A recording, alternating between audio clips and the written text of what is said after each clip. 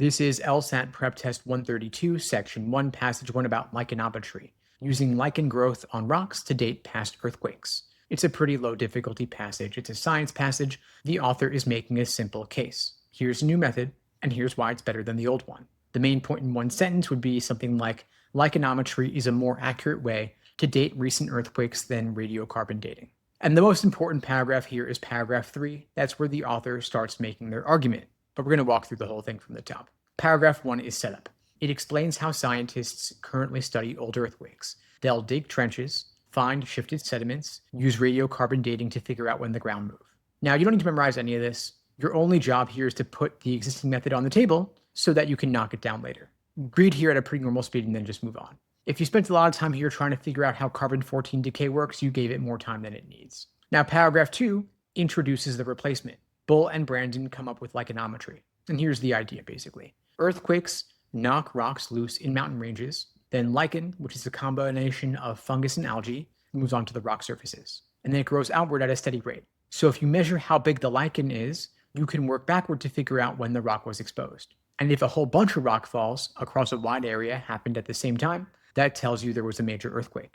You can even estimate where the epicenter was because the rock falls thin out the farther you get from it. This is a lot of detail, but it's all just background. The author isn't yet making an argument, they're just explaining how the thing works. So read carefully enough that you could follow the logic here, but don't get bogged down in the specifics of growth rates. They're not going to ask you to make any calculations here. Now, paragraph 3 is where you slow down. This is the argument. The author comes right out and says lichenometry has distinct advantages. For example, radiocarbon dating is only accurate to within plus or minus 40 years.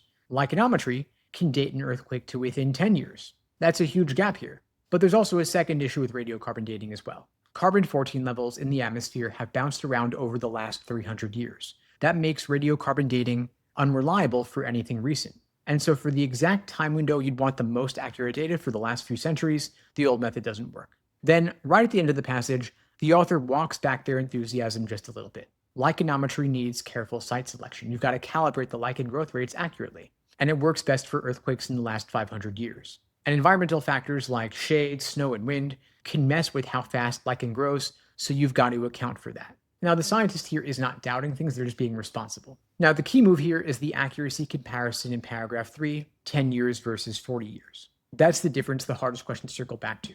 Now, the author's stance here is clearly positive, but not absolutely enthusiastic. They think lichenometry is better for dating recent earthquakes, but they don't claim it works for everything, and they don't pretend it has no requirements. The trap here is going to extreme in either direction. A choice that says the author believes lichenometry should replace radiocarbon dating entirely would be too strong. If they said the author has serious reservations about the method, that's too weak. The whole passage is saying this is a better tool for a specific job.